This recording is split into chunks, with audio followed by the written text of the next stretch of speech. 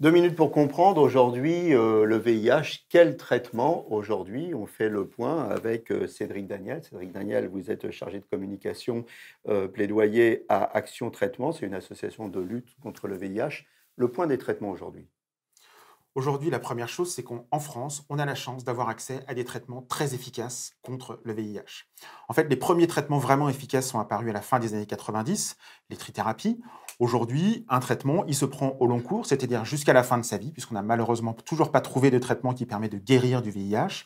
Mais en fait, grâce au progrès de la recherche, les traitements sont non seulement de plus en plus efficaces, ça veut dire que très vite, les personnes qui prennent un traitement après avoir découvert leur séropositivité vont avoir ce qu'on appelle une charge virale indétectable, donc vraiment un niveau de virus tellement bas dans le sang que la personne va retrouver une santé quasi normale et surtout ne pourra plus transmettre le virus à ses partenaires. Mais en plus de cette efficacité très forte, les traitements sont beaucoup mieux tolérés que ce qu'ils n'étaient au début quand sont sorties les premières trithérapies.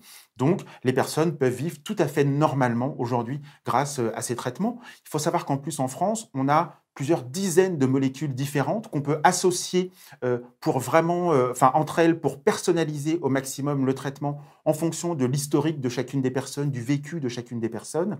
Et puis, ce qui est encore plus intéressant, c'est que la recherche continue de progresser. Et aujourd'hui, on parle par exemple d'allègement thérapeutique, c'est-à-dire que certaines personnes peuvent envisager de prendre leur traitement 4 ou 5 jours par semaine et non plus 7 jours sur 7 comme c'était l'habitude jusque-là. Elles peuvent envisager de prendre ce qu'on appelle des bithérapies, donc 2 molécules différentes au lieu de 3. Donc ça veut dire qu'on va protéger les personnes, notamment à long terme, contre une toxicité excessive des médicaments. Et puis au-delà de ça, on va même encore plus loin avec, on parle déjà d'injections mensuelles d'antirétroviraux. Voilà, donc beaucoup de progrès déjà et beaucoup de progrès à venir encore.